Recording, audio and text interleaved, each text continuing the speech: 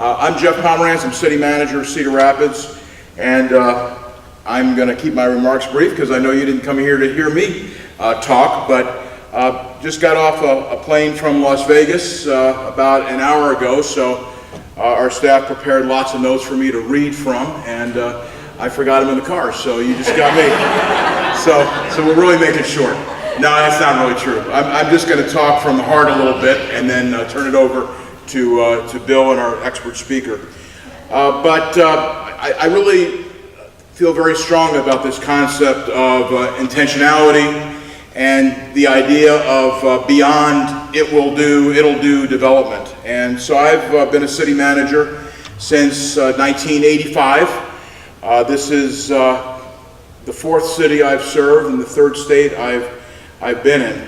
And the idea, as we see projects come before the city council or legislative body, the idea that all development is good and this is it's good enough for us is something that has always bothered me.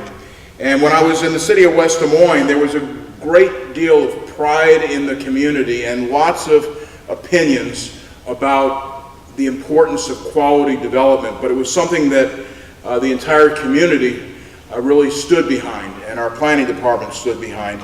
And it's not any different in Cedar Rapids, but I think because of the economy, because of our community, at times we just think that'll be good enough for Cedar Rapids. And it's been tough, and we haven't had as much development as we'd like, and we see projects going to other places, so it's good enough perhaps for us. And not that we hear that every day, but that idea, that concept is sometimes in the background, and it's really improved in recent years.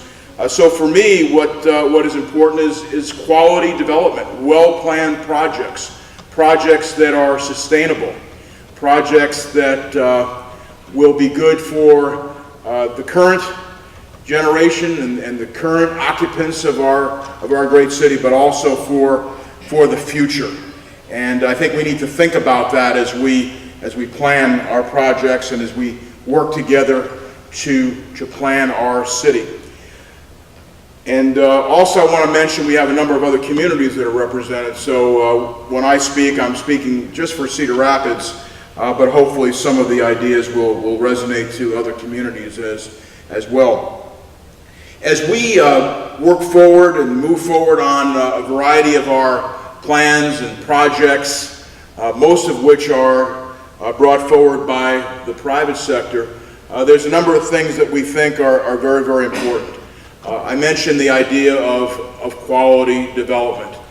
We want to make sure in Cedar Rapids that we have, again, projects that are sustainable. We have our own sustainability coordinator as an employee of the city.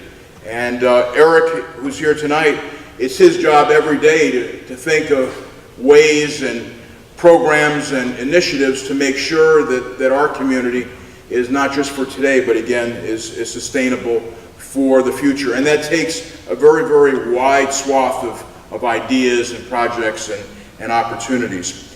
We want to have a community, in addition to feeling that level of quality, but one where we encourage different modes of transportation.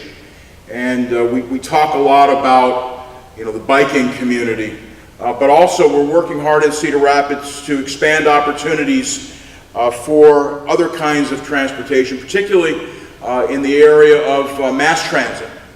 We have our city bus system, and we collaborate with the other communities such as Marion and Hiawatha, but we want to make sure that we do have a community where individuals feel that the bus mass transportation is convenient to them, not just inexpensive, but it's convenient to them, and it's available at all hours and every day of the week. So there's work we have to do there, but we've done a lot of good things to improve that system. We want to look at density of our projects as well. And often we find that our projects are single-story projects. I'm not talking about residential, I'm talking about commercial and industrial in some areas. And so we want to make sure that we're maximizing land and that we're as dense as is reasonable and possible. So that's sometimes a struggle, but we've seen a couple of projects lately in Cedar Rapids that are encouraging a higher degree of density, and we think that's very important. One project was almost 30 stories in downtown. That project didn't quite work out, but that was one of the things that really interested in us in that project. Is it was highly dense and tall, and took advantage again of that kind of planning principle. So that's something that's very important to myself and our city staff and our city council. I'd also say that I've had the privilege as city manager to work with a lot of great planners, and I really appreciate what the planning field is able to do for a city, because often as a city manager, as an administrator, perhaps as an engineer, we're looking at certain things, but they don't always involve making sure that we're, again, looking towards the future, way out in the future. And so I've had the privilege of working with a lot of great planners. We have a phenomenal planning director, the City of Cedar Rapids, and we have great staff at the City of Cedar Rapids, and we're continuing to add to that staff. A couple of different initiatives that I'll mention. First of all, our Envision Cedar Rapids, Envision CR. That is a document that really guides the planning and the development of our city, and we think that's absolutely critical. And Cedar Rapids did not have a comp plan for a number of years, and so we, in a very deliberate way, we pulled together a team of experts, planners from internal, from inside the city, from outside, consulting planners, citizens of Cedar Rapids, of course, citizens of adjacent communities, and we put that comprehensive plan together. And as we look towards growing and developing the city in the future, we talk about what does Envision CR say? Because it's not just a short-term plan, it's a long-term plan with a lot of good ideas and a lot of innovation and a lot of creativity. But that guides our thinking and that guides our development. Sometimes we look towards the possibility of something that wasn't even thought of just a few years ago. So it's a flexible document that can grow and change with the times. In the current times, we're also involved in what we call Rezone CR. I mean, this is a large project. It really looks at our entire zoning code to make sure, just as our comp plan, that our zoning code is flexible and that our zoning code allows us and encourages us to put forward the kinds of planning principles that we have all been so committed to. And so that Envision CR and then Rezone CR that we're in the midst of right now are two key documents. The other city departments also have their own plans and their own goals and objectives that really coincide with Envision CR and with our future zoning code. For instance, in our Parks and Recreation Department, we have a comprehensive Parks and Recreation plan. And before we just look and say, well, let's put a park here, let's put one there, we don't have one here, we say, what does the plan say? And if we need to amend the plan for some reason, we're flexible enough to do that. But those planning tools really allow us, with the help and the guidance of our professionals, to make sure that we're doing what we say we're doing, that we are indeed looking towards the future and looking towards quality development. So again, I'm pleased to see all of you here. Thank you for your commitment to the City of Cedar Rapids. As I said, I was just in Las Vegas. Places to walk in Las Vegas, like Las Vegas Boulevard, but not a particularly walkable community. And seeing all of you here today committed to the planning and to the future of Cedar Rapids really means a lot to me. I saw that Mayor Hart just walked in. Welcome, Mayor Hart. We're very privileged to have a city council that's working with the staff, a mayor working with the staff, as together we're all creating a better community, and we couldn't do it without our citizens. So again, thanks so much for being here. Now, Bill Michael. Thank you.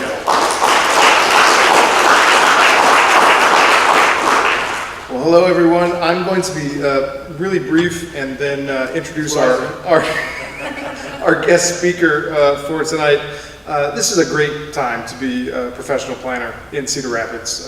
We've had great support from the city manager's office, from mayor and council, and we are doing a lot of really interesting and fun things. If you're in my field, in my profession, we're having a lot of fun and doing some really great things that are having a big impact on the community. So we are very excited about that. As we go through the rezone process, we've been looking for ways to engage community members in other ways besides the typical public open houses and things that we normally do to get public input. And we found a great partner in the Urban Land Institute, and they have helped us get a number of great speakers here in this series. And so we are really excited to have our guest speaker here tonight, and I'm going to bring his PowerPoint back up here before I get started. And this is the second time I've had an opportunity to introduce our guest speaker, Tom Murphy, today. Tom and I did a radio spot together on local WMT to talk about this event, zoning, and other urban development issues. And so we've met now in person and on the radio earlier today. So Mr. Murphy served 3 terms as the mayor of Pittsburgh from January 1994 through December 2005. During that time, he initiated a public-private partnership strategy that leveraged more than $4.5 billion in economic development in Pittsburgh. Mr. Murphy led efforts to secure and oversee $1 billion in funding for the development of 2 professional sports facilities and a new convention center that is the largest certified green building in the United States. He developed strategic partnerships to transform more than 1,000 acres of blighted, abandoned industrial properties into new commercial, residential, retail, and public uses, and oversaw the development of more than 25 miles of new riverfront trails and green urban space. Today, as a senior resident fellow and the Klingbeil Family Chair for Urban Development at the Urban Land Institute, Mr. Murphy focuses on public policy, retail and urban environment, and entertainment, transportation infrastructure, housing, real estate finance, and environmental issues. And we are really excited to have Mr. Murphy here with us today.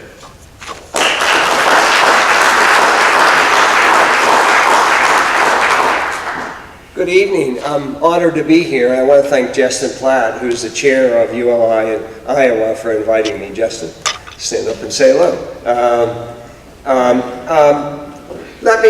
As Bill mentioned, I was a mayor of the city, and shortly after leaving, before I ended my time as mayor, Katrina happened in New Orleans, and I had worked with ULI on some projects in Pittsburgh while I was mayor, but then they asked me to spend some time in New Orleans and along the Gulf Coast and the rebuilding with Katrina, and I ended up spending time with them and traveled greatly and visited a lot of cities. And what I've come to realize that cities that are succeeding in the world today are cities that are very intentional about what they want to be. The rules have changed. What people thought about cities and how they thought about cities, everything is changing, and we'll talk about that, and I'll give you some examples of, and then I hope that we get into a discussion afterwards. So the first thing I want to ask you, I want to test your American history. How many of you know who Horatio Nelson Jackson is? You all fail in Iowa American history. Not one person. And he came through Cedar Rapids. So he's a metaphor for me. Horatio Nelson Jackson was a doctor in Vermont.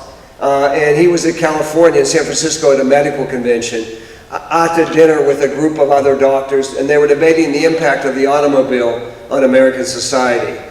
And Horatio thought it was going to be a game changer, and all those other doctors, as smart as they are, thought it was really a toy for the rich. There was not a lot of infrastructure.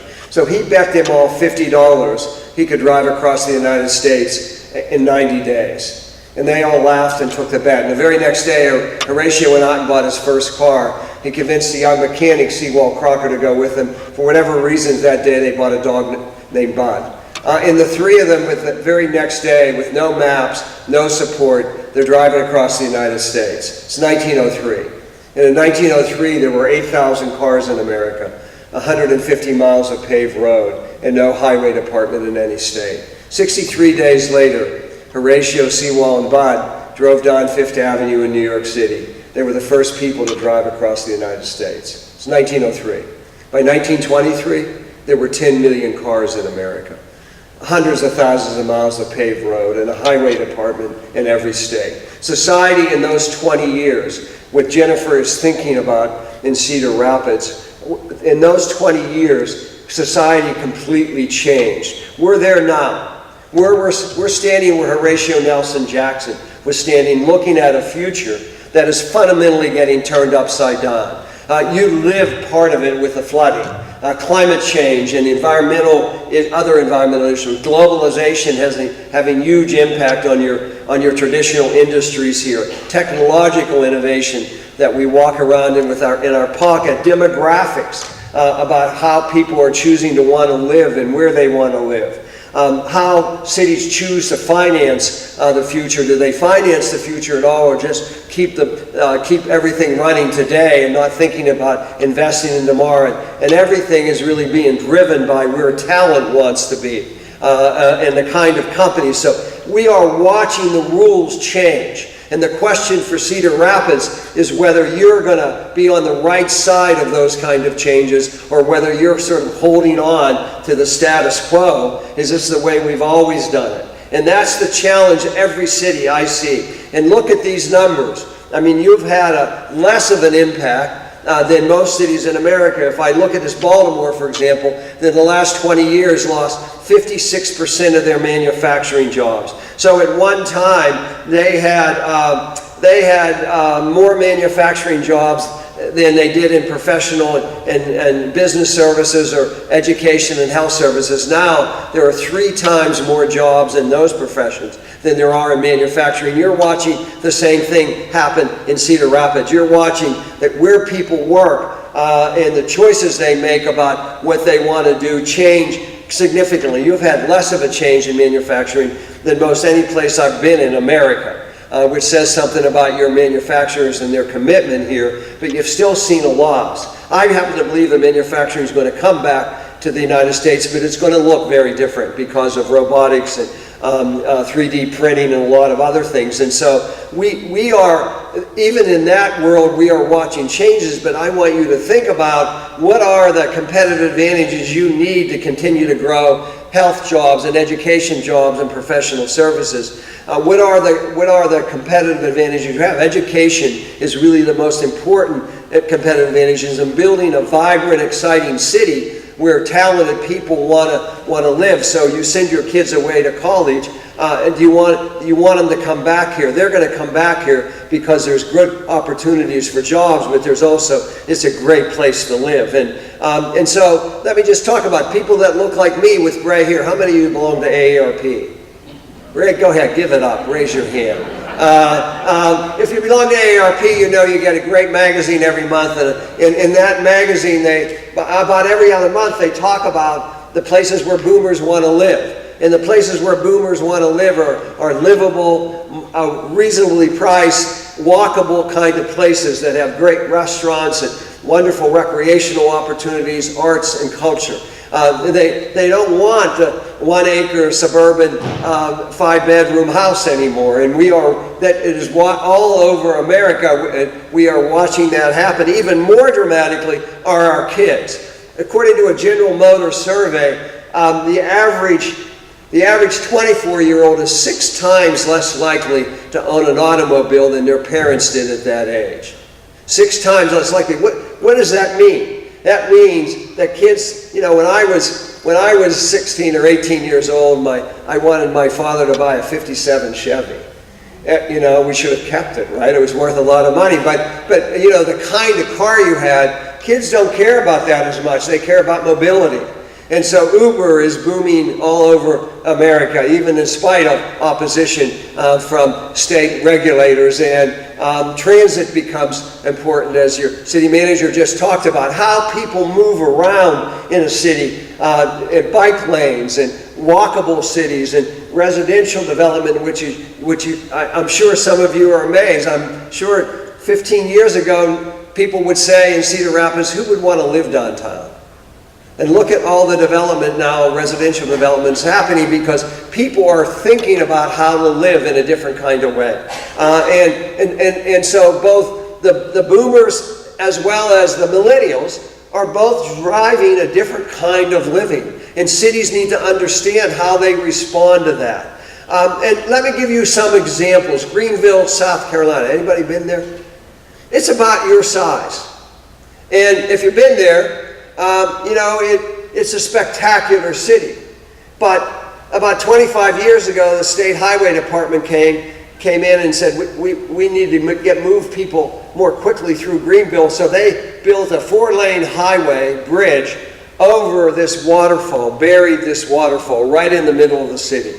And they widened the main street going through the city into 4 lanes. They took out the parking lane and they narrowed the sidewalks because that was what the manual for state roads said we needed to build. And about 15 years ago, the mayor of Greenville said, this isn't working. We're going to tear the bridge down.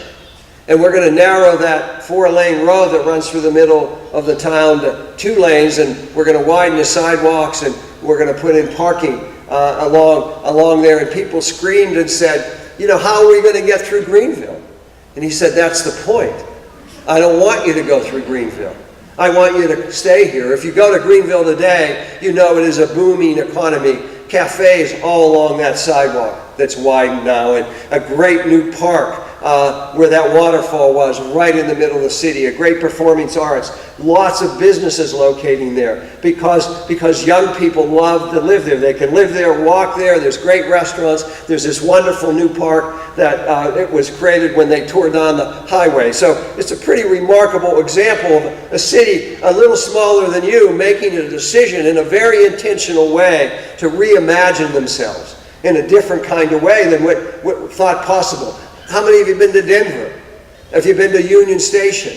Union Station was sort of a 2-train-a-day, pretty much abandoned railroad station with 20 acres of railroad yards around it. And the citizens of Denver made a decision to invest in a transit system called Fast Track, a 120-mile transit system, and it's centered around Union Station. And if you go there to Union Station to now, in that 20 acres of sort of abandoned railroad property, there's billions of dollars worth of development, thousands of units of new housing, and millions of square feet of retail, a great new park, because people in Denver reimagined their future.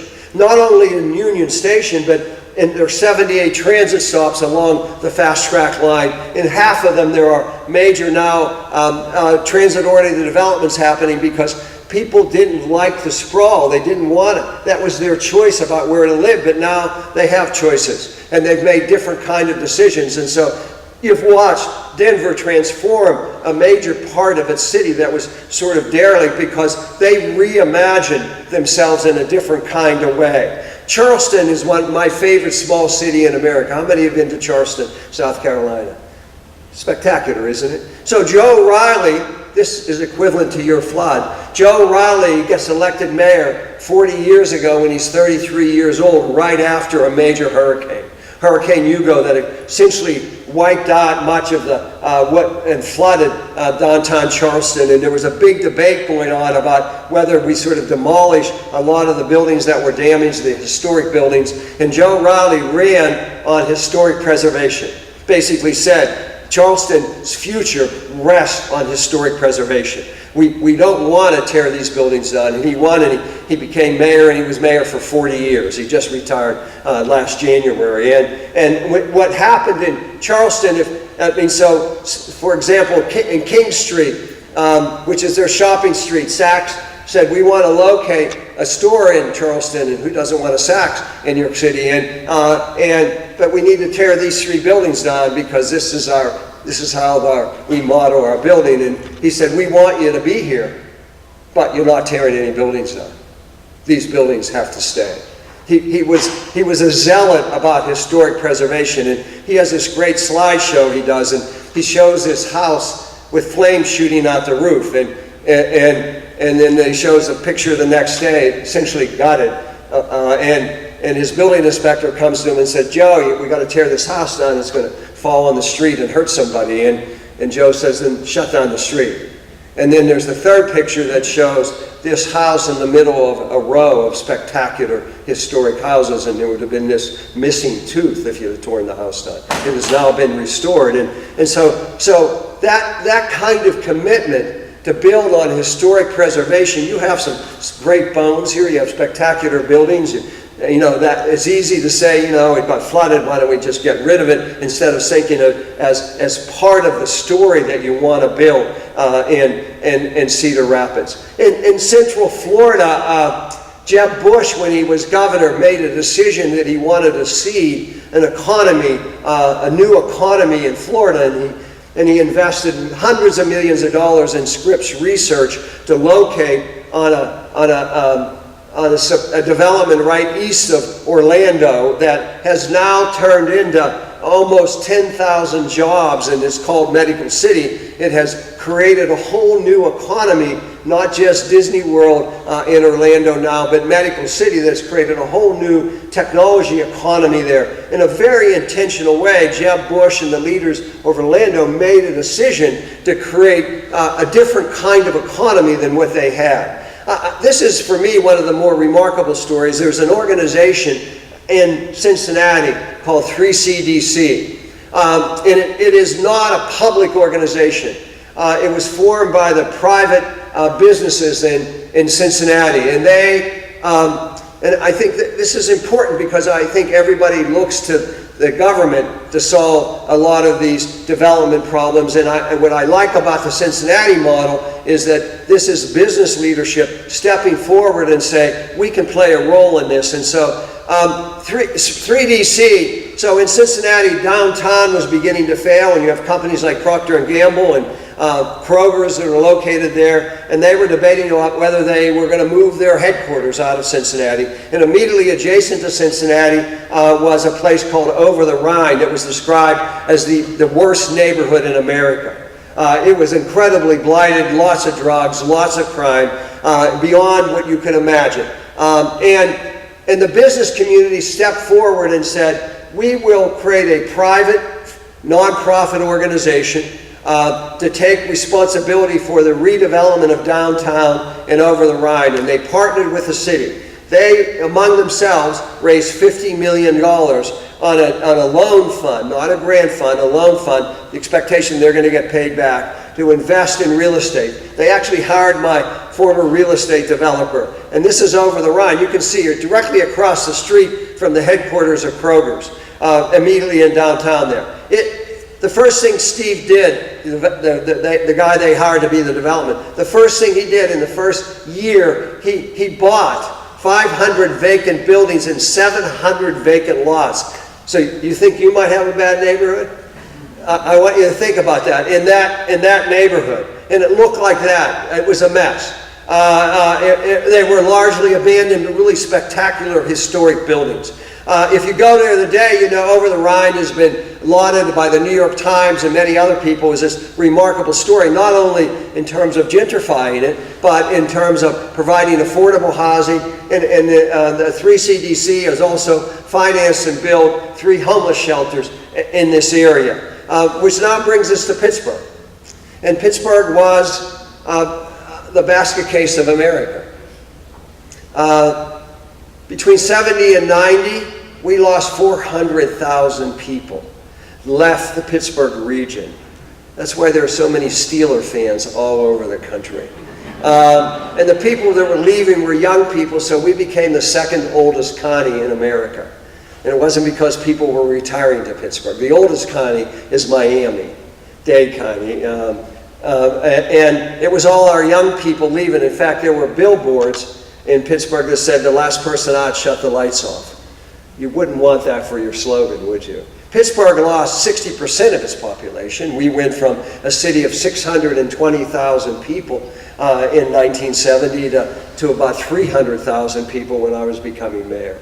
I want you to think about half the people in Cedar Rapids leaving. and what that does to your economy and to your psyche.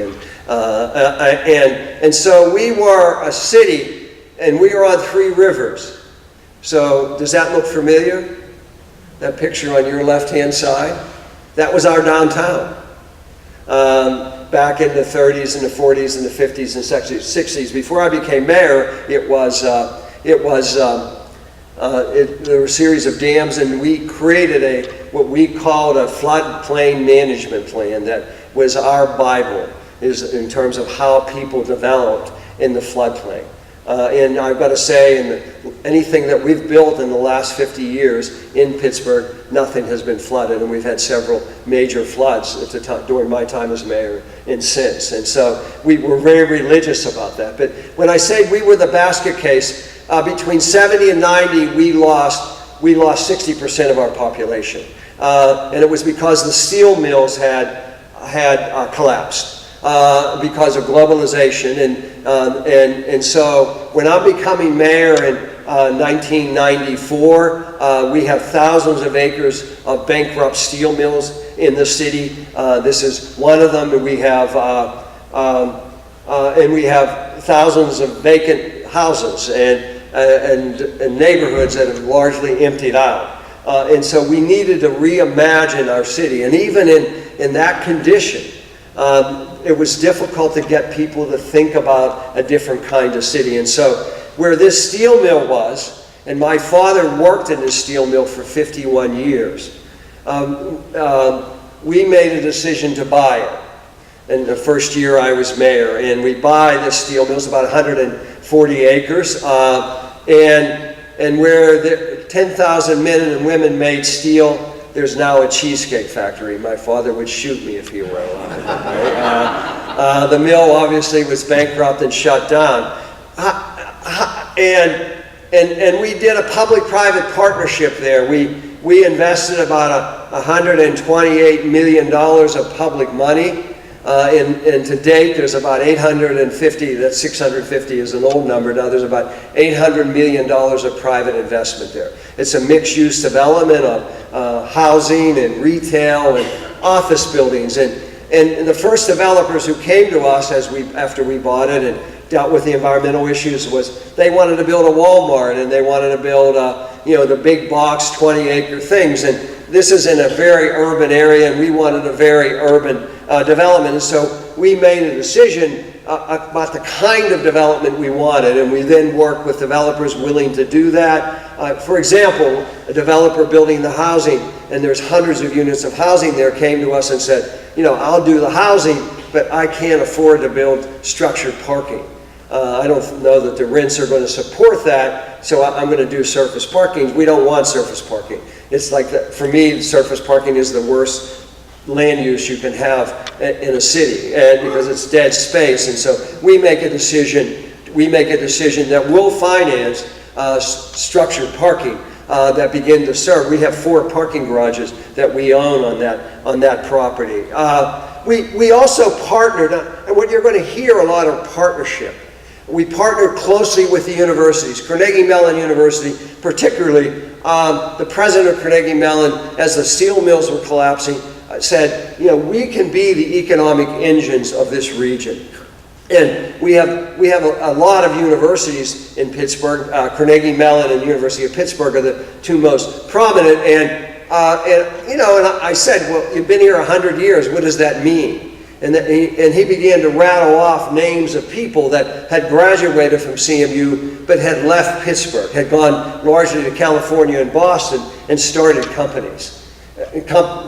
Successful companies employing hundreds and sometimes thousands of people. And he said they don't stay here because we do not have an entrepreneurial culture. We had big unions and big corporations, and we didn't really think about what it meant for a young woman graduating from CMU with a good idea of where she's going to get that early stage financing and what kind of support she gets from the legal community and the accounting community and the community generally to help think about growing her company. And so we had, in a very intentional way, focused on building an entrepreneurial culture of how do we get venture capital, and how do we get early stage financing, and How do we build that sort of infrastructure that encourages that young woman to stay in Pittsburgh? I'll give you I'm on the board of 2 startup companies in Pittsburgh, and both coming out of CMU. One started by a professor, one by a young woman who had an idea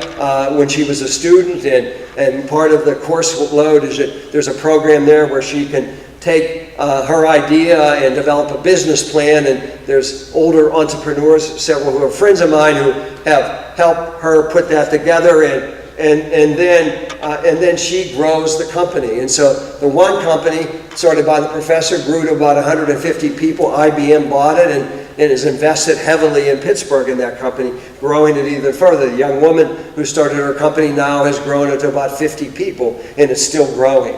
That's what you want to see happen here, and think about whether you have that infrastructure. You might have an incubator, you might have some support, but think about the whole infrastructure. When I say infrastructure, you might think of sewer and water and roads, but there's an entrepreneurial culture that needs an underpinning of infrastructure also, that you need to think about that. And one of the things we did is that we created a program called the Ben Franklin Partnership in the legislature that invests almost $50 million a year into 4 centers around the state, one in Pittsburgh called the Innovation Center that can invest in early stage financing for young people to start companies. And both of the companies I'm on the board of got Ben Franklin grants of up to $200,000 to help them grow their company. It's a pretty important investment. Also, Carnegie Mellon University is a preeminent university in the driverless autonomous vehicles. And so until the terrible accident in Arizona a few weeks ago, there were 200 driverless cars on Pittsburgh streets. Are you ready for this? Are you ready for driverless cars on your street? This guy is. Most people are not. So I had an aha moment. I was riding a bike last fall and came to an intersection just as a driverless Uber car came into the intersection. And I felt like I was in the woods, and I had just around the corner and there was a bear standing there. And the bear was looking at me and I was looking at it. We're trying to decide what we're going to do, right? And so for the first time in my life, I'm standing in that intersection looking at this machine, realizing it is looking at me intelligently. The hair went up in the back of my neck because I thought, am I ready for this? That the machines are going to begin to make decisions that are big decisions. There was an interview with Bill Gates I heard a month or so ago on NPR, and the interviewer asked Bill Gates, what does he most worry about looking out over 20 years in the future? And he said 2 things. He said, where we will work, and he said, we have 20 years at the outside to create an ethical framework for artificial intelligence. Or we might be, because these machines at the end of the day are amoral. And so it is something for you to think about, because this is coming. It's in the future. We see it in Pittsburgh every day. We make a decision, and this is about this is about intentionality. We have a neighborhood in Pittsburgh called East Liberty. It was a failed urban renewal neighborhood back from the 60s, and it used to be a big retail area. It sits between the 2 poorest neighborhoods of Pittsburgh and the 2 wealthiest neighborhoods of Pittsburgh. And the people from the wealthiest neighborhoods had quit going to this neighborhood. And it was pretty much 60% of the property in this neighborhood was tax delinquent. So it had been largely abandoned. And we buy, as we were buying property when I became mayor, we make a decision to buy an old Sears site there. It's 20 acres, and Sears had abandoned the store 15 years, 20 years earlier, and it had been sitting there vacant. And we buy it, and we make it, and then we start looking at ourselves and saying, what's going to bring rich people and poor people back to this neighborhood to shop? And we decided it was a Home Depot. Now, this is in the mid-90s. There were no urban Home Depots in America. They're all out on the internet or on the interstate. And so we call up the real estate people, local real estate people at Home Depot, and say, tell us about we want to talk to you about putting a store there. And they laughed at us and they said, it's not where we would consider putting a store. And so I called up the mayor of Atlanta and said, tell me about the two guys that own Home Depot. And he told me particularly about Bernie Marcus. He said Bernie Marcus is very philanthropic in Atlanta, and he's also very active in national Jewish affairs. And so I called up my friends in the Jewish community and said, could you invite Bernie Marcus to come to speak at a dinner in Pittsburgh? And a couple of months later, he showed up at a dinner and a friend hosted him at a reception. And this is a true story. My bodyguard, I had a bodyguard at the time, and I walked up to Bernie Marcus and my bodyguard showed him his gun. He was a police officer and said, we're kidnapping you. And Bernie Marcus said, are you crazy? And no, we said, no, we need you, a half hour of your time. We think you can make our dreams come true. And so Bernie Marcus came with us.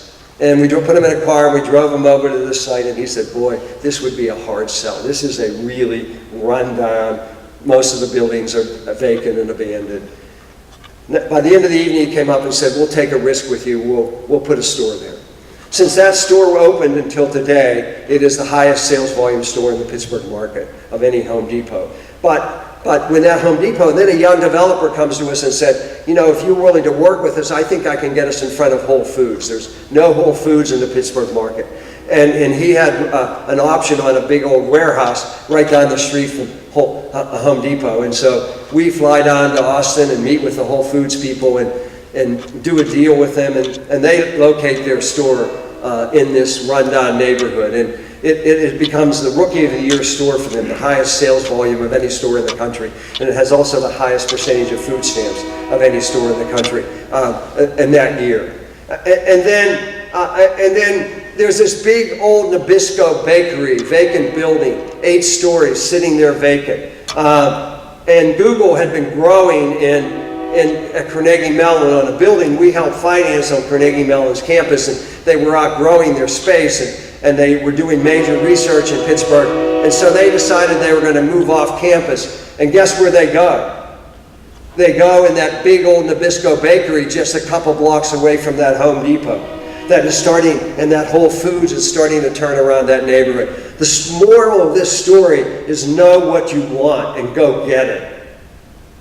Don't wait for people to come in the door. They won't see the market the way you see it. Go out and figure out what you want and then make the deal. Figure out how to, and so now East Liberty is written up in the New York Times and a lot of other places as one of the hottest neighborhoods in America. Going from a neighborhood where half the properties were tax delinquent and abandoned to one now where, you know, we're getting complaints that they're too expensive. So that's the Nabisco Bakery, and this is the development now that's happened all around that old abandoned rip. You can see on the right-hand side, that's the old abandoned Nabisco Bakery that Google's in, and it's now called in the Whole Foods, and it's all called Bakery Square. And so then we have our downtown, which is failing. And as you can see, we have 3 rivers that come together right there. And if you look at that, you can see across the river, I'll show you, that's where our ballparks are. All those blue buildings are brand new. And then that square rectangle, or that rectangle you see there, the big blue blob to the right is a new convention center. And that was our culture, that's our cultural trust district.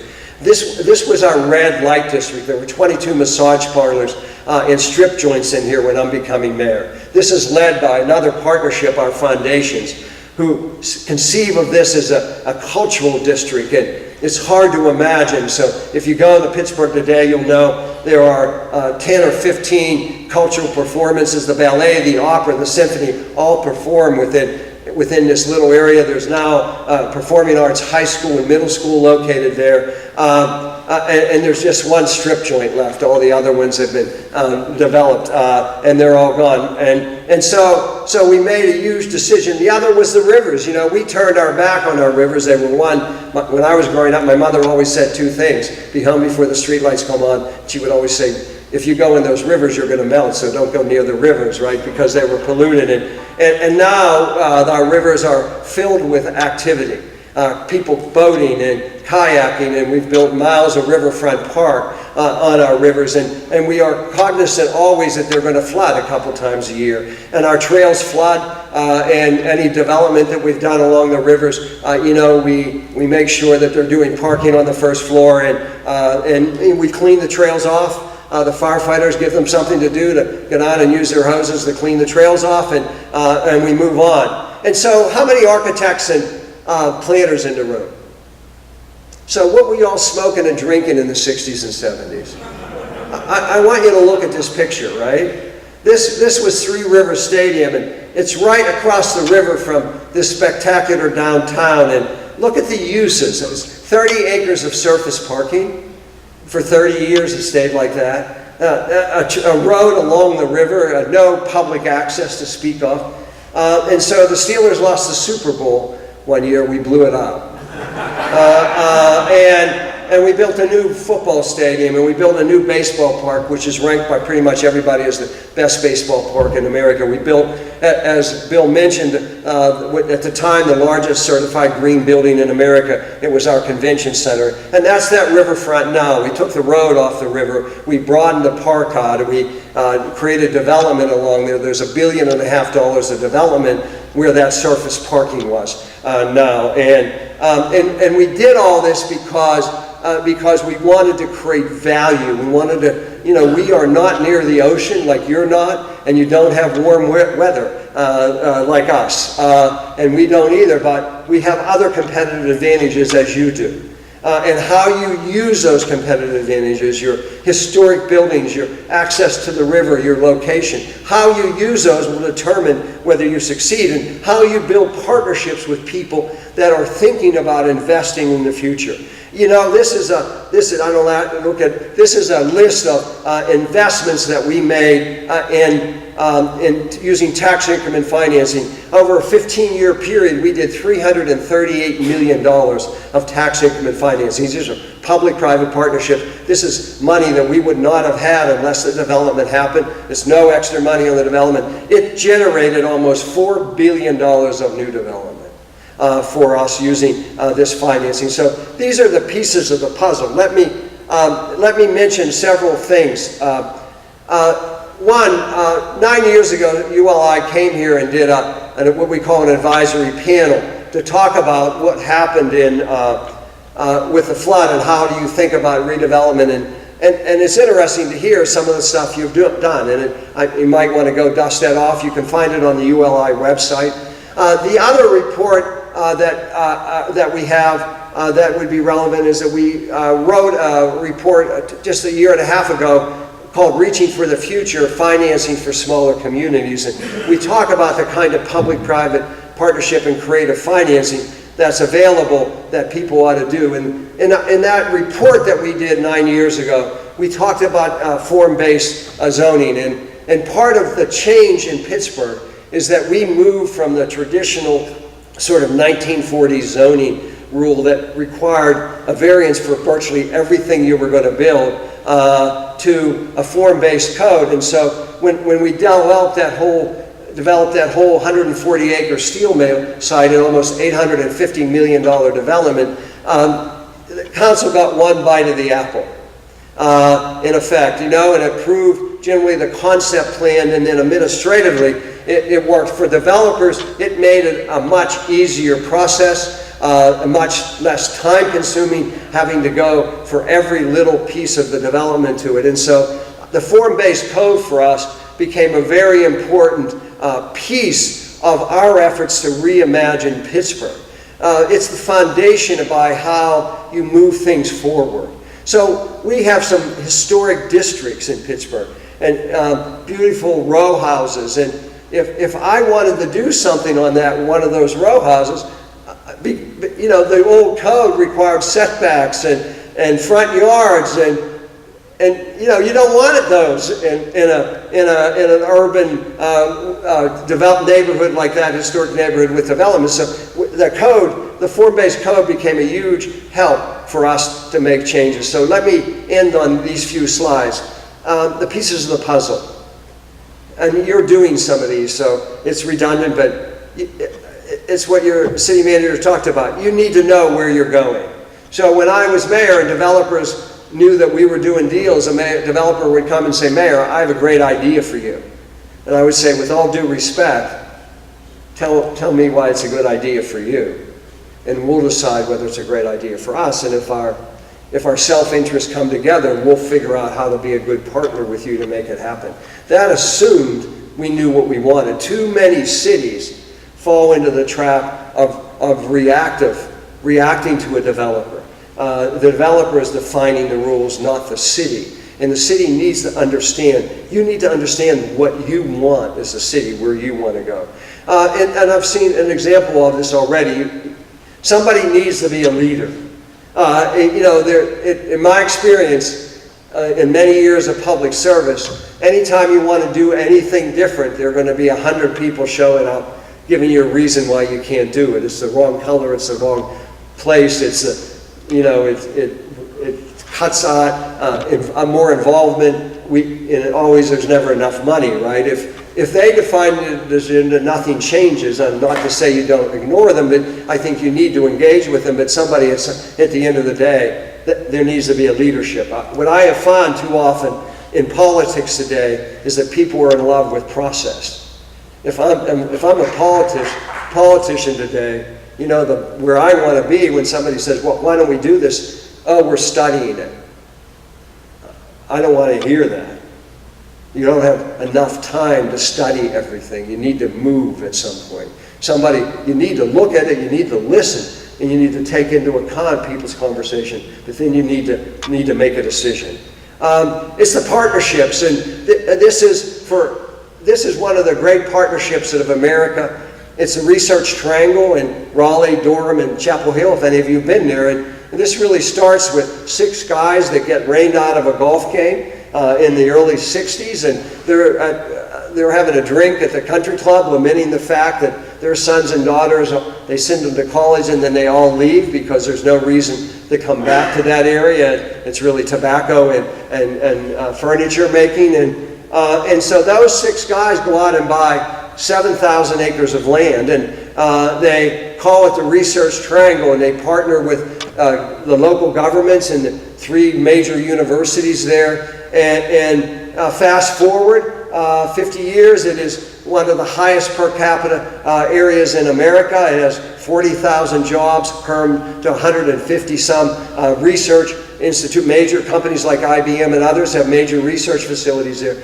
It again is an example of intentionality, of people making a decision to reimagine what they could be and how they could change. So if I say to you General Electric and Rolls-Royce and Fifth Third Bank and Panasonic and Motorola and Marriott and Kraft Foods, and I'll add McDonald's to this, what do all of them have in common? You're failing another test here. They all have in common is that they've moved their headquarters in the last 2 years from suburban areas of cities into downtowns. So General Electric has moved thousands of jobs from a 72-acre campus in suburban Connecticut into downtown Boston, where they had thousands of surface parking lots. They have essentially no parking lots. McDonald's is moving from Oak Park, Illinois, a very nice suburb, moving their whole campus and all their employees into downtown Chicago, as is Motorola. Why are they doing that? Third question, last one. They're chasing talent.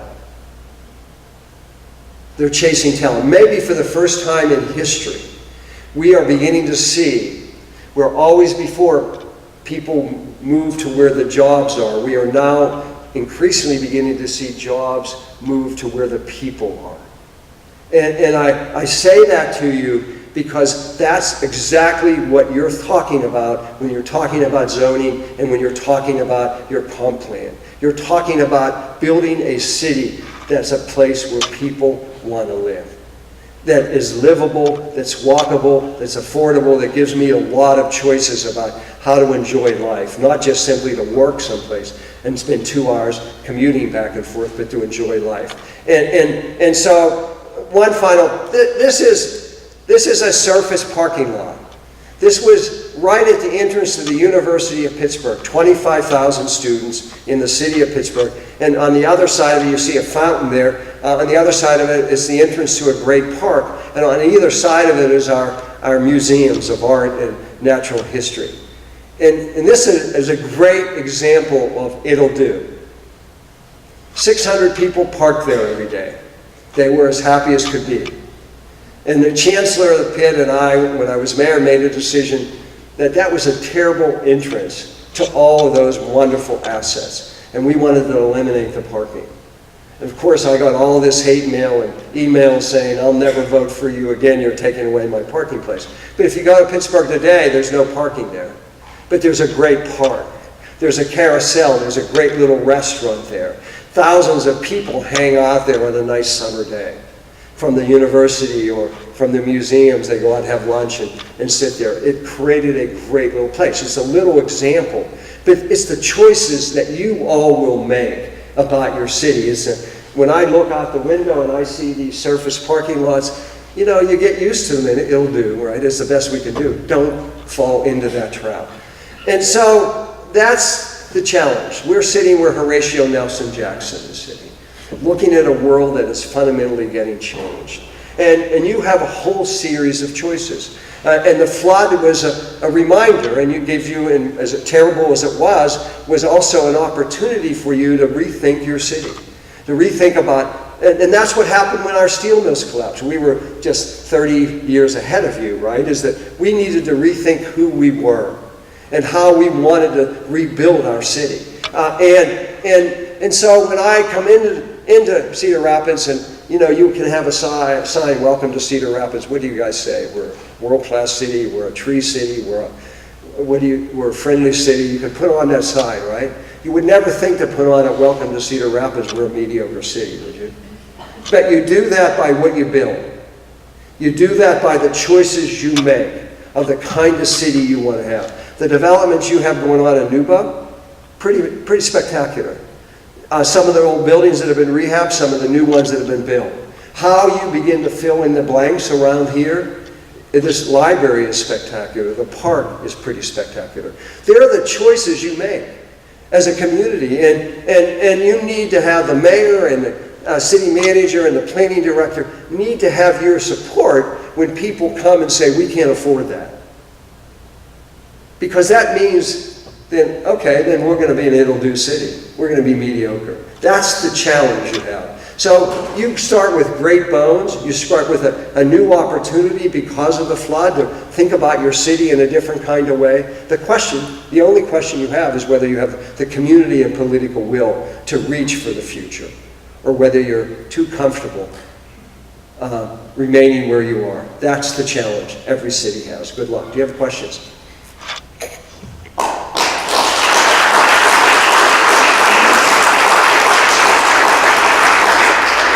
Any questions?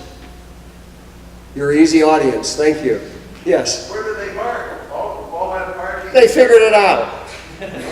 They figured it out. You know what? When we were doing development downtown for offices and housing, we eliminated parking requirements.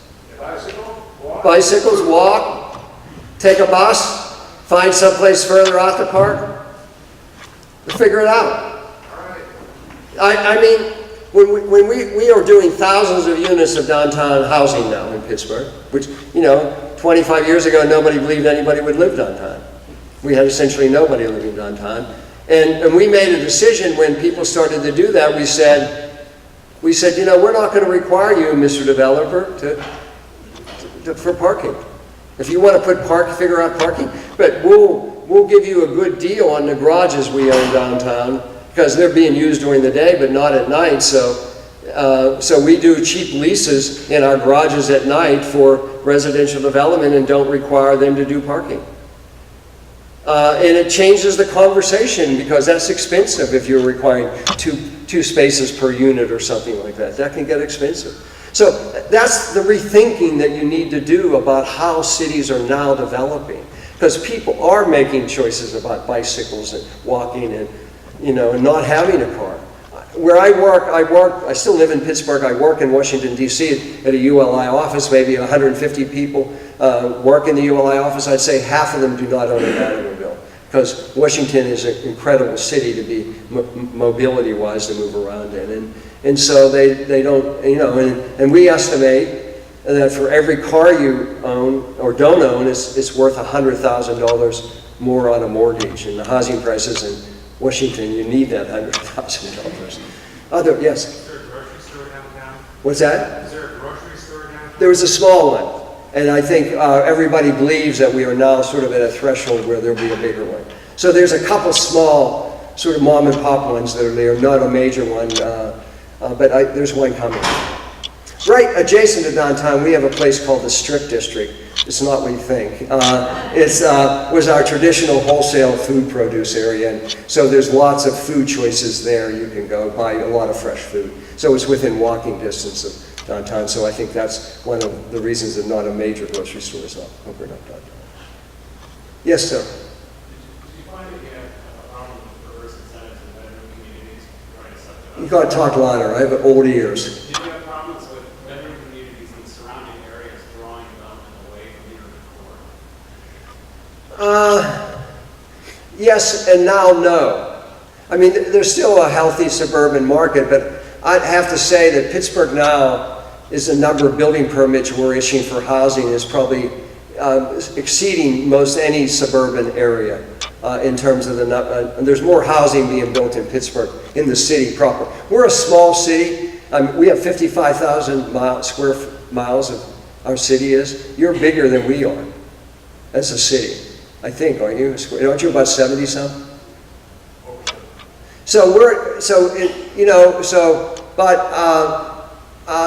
There's some, I didn't talk about it, but as an example, we bought an old slag dump. For those of you that don't know the steel process, slag's a cinder from when they cook all the ingredients to make iron and steel, and it had been dumped on this site. It's a 250-acre site for 90 years. And we bought it as a city through our Urban Redevelopment Authority, and then partnered with some developers to build housing there. And we did new urbanist housing, if you know what that means. No sort of garages in the back, front porches, narrow streets, and it has ended up outperforming every development in the whole Pittsburgh region. Nobody could believe. None of us realized there was such a market. And you're probably learning this in Cedar Rapids now with some of the housing you're doing downtown. None of us realized there was a market for new housing, sort of family housing in Pittsburgh. We always thought the market was going to be young professionals or empty nesters, and we ended up with Somerset. We call it Somerset at Frick Park. You can look it up. It is filled with young families. So I think what we need to do is throw out the assumptions we've made about what cities are going to be. It's pretty remarkable. And I'm seeing this all over the country and in lots of other cities. Yes, sir. In Cedar Rapids here, on the connection between downtown Cedar Rapids and Newhall, there's a property called Loftus Lumber on 3rd Street, southeast of 9th Avenue, and it's an old lumber yard that is long dead and not being used, but it's got an assessed value of about $300,000 and an asking price of about $3 million. And did you, when you were buying those abandoned properties, what was your ratio of assessed value compared to what you had to pay for them? Because to me, the owner who owns that says, I'm going to get my price, I can wait until I do, because his holding cost is so low. Right. So let me just say that we never use eminent domain.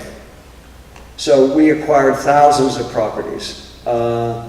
Most of them were tax delinquent, so we could take them for taxes.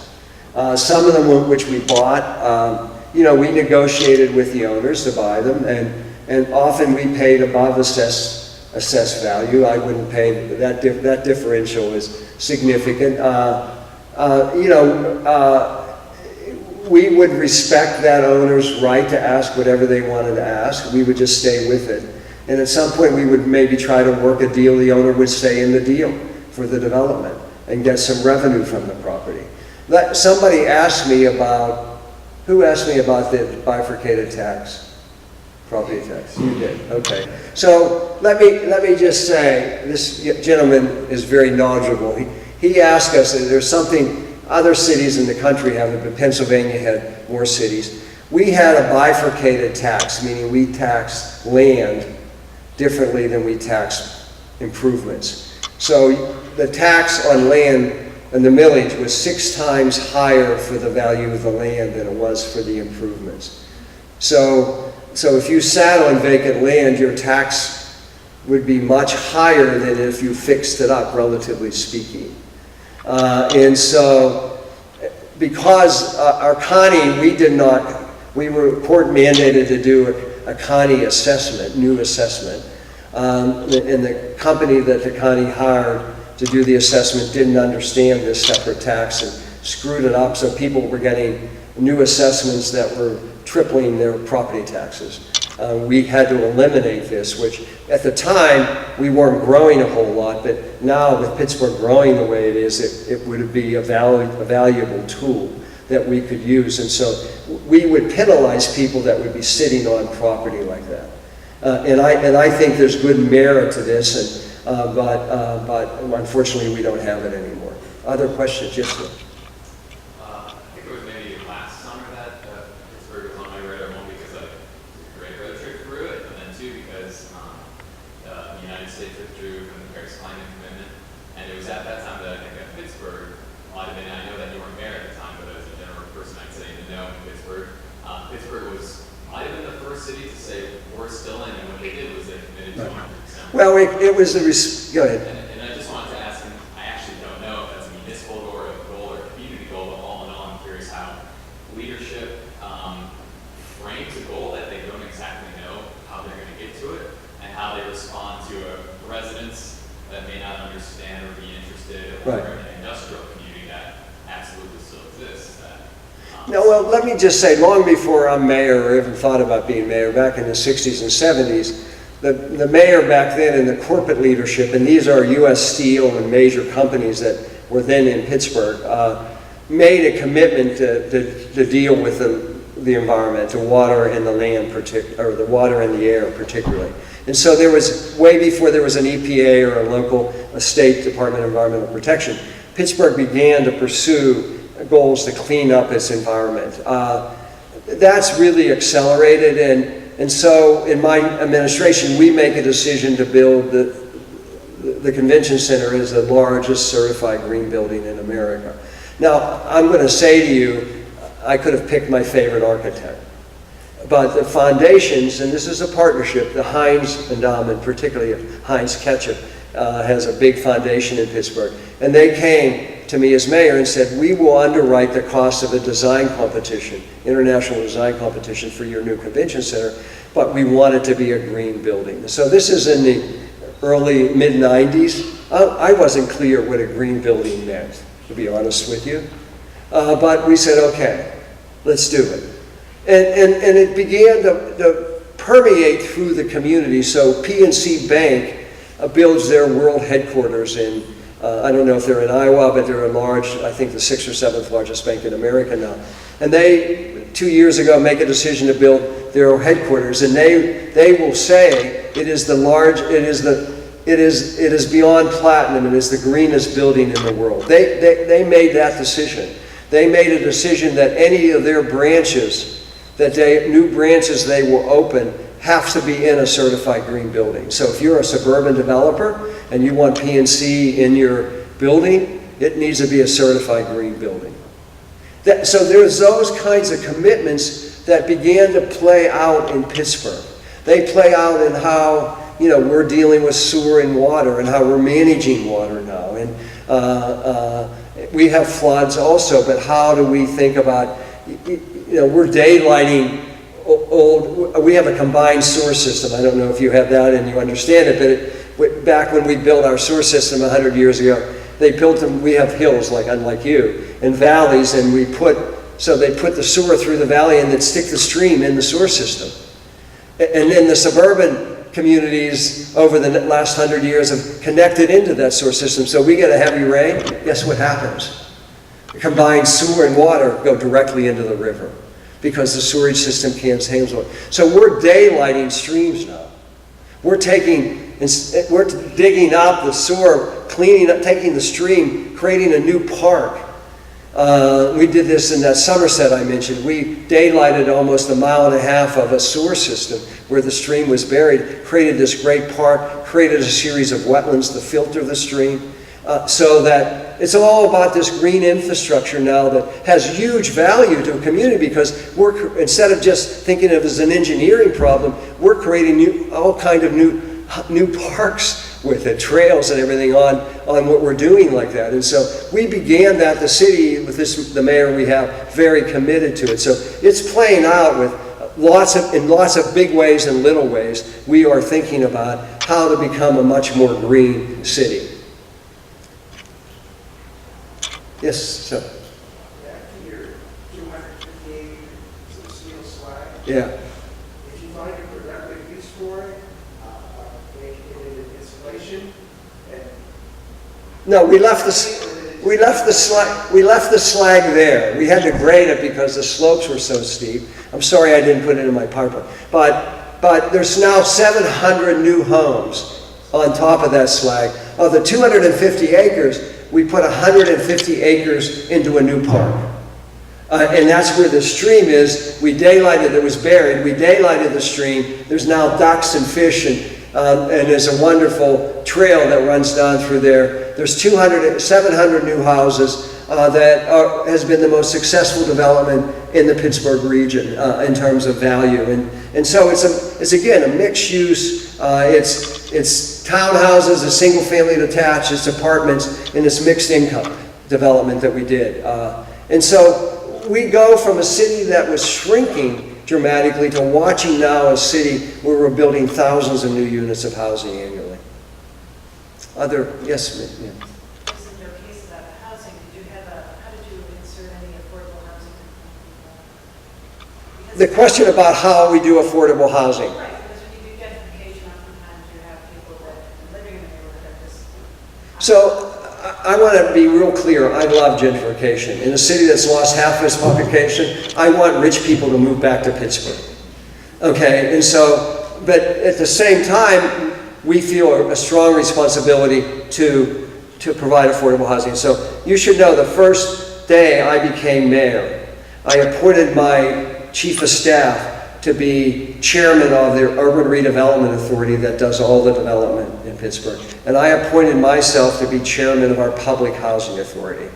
According to the U.S. Conference of Mayors, I'm the only mayor in America that ever did that. And after serving for 6 years as chairman of our Public Housing Authority, I know why. It's a very difficult job, okay? So I have for the last 50 years lived very close to a very large public housing community. And I've watched the dysfunction of it for 50 years. And so we had 17,000 units of subsidized public housing in Pittsburgh. 12% of Pittsburgh's population lives in public housing. They're completely isolated from what we imagined Pittsburgh could be. And our view was we needed to bring that population into. And so for cities, I think one of the secrets is part of the Urban Redevelopment Authority and the revenue streams, whether it's TIFs or other revenue streams we created, that go into underwrite deals. The Housing Authority gets a huge amount of money for development also. And so we put that together and worked with HUD closely to create that as a vehicle to do both market rate, workforce, and affordable housing all together. So I could show you developments all over Pittsburgh that you would not know the difference between this market rate unit and affordable housing. We tore down 6,500 units of public housing in my 12 years as mayor. And we built more than that in affordable housing, but you don't recognize it now. I don't know what you have in Cedar Rapids, but our public housing, one was 1,700 units, 5,000 people lived in public housing. It had the highest crime rate and the highest poverty rate of any census tract in Pennsylvania. I mean, why are we putting up with that, right? And of course, when we proposed tearing 1,700 units down and 5,000 people lived there, and I went to public meetings, people threw chairs at me because because they didn't want to change. They didn't know that they didn't believe that we would provide another opportunity for them. Then they ended up naming a building after me after they saw the development. So they're the challenges that your city manager and your planning director and your mayor have. If that's reimagining your city, not only for how do you get people to want to move here that are well educated and create new jobs, but how do you get people engaged from the lowest income, which is public housing, into your community. So we work with PNC Bank and this is something really I'm passionate about. We worked with PNC Bank, and PNC Bank was going to open up an operations center, 3,000 jobs, and it's 24 hours. They were going to put it out in the suburbs, which, you know, for the people living in public housing and others, it might as well be on Mars, because they can't get there, right, unless you have a car. And so we worked with PNC Bank, and the good partner that they were, we built a parking garage, and we financed a stop on our subway system right outside their door on an old railroad piece of yard. They put that up 3,000 jobs, and part of the deal is that we connected it to that 1,700 unit public housing that we're rebuilding, and people, you know, we would do the initial screening of drugs and education and everything, and then PNC would make the larger choice. But hundreds of people came from that public housing. Maybe the first job in their life went to work for PNC Bank in this operations center. You know, and then at Home Depot I mentioned, one of the deals we made with Bernie Marcus at Home Depot is that we want to do the recruiting and then do the first sort of connect. And you get money for workforce investment now, and we connect that. You've got to connect all this, and then we'll send them to you and you decide. So we start doing that, and this one young guy comes in and he passes our criteria. We send him on to Home Depot. They see something in him immediately. They hire him 18 months before the store is going to open. They send him out to work in the store.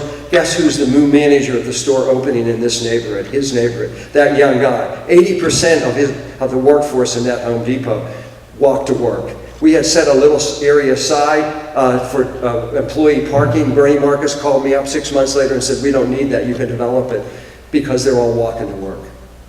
That's the partnerships you need to build. That's why partnerships are so important. It's just not the real estate deal, how you integrate people into a community. None of this is easy. It's hard to do. It's changing behavior on a lot of people's part. But that's the political will. That's the community will that says, we're not going to settle for this. This is what we need. Good luck to you all, okay? Thank you.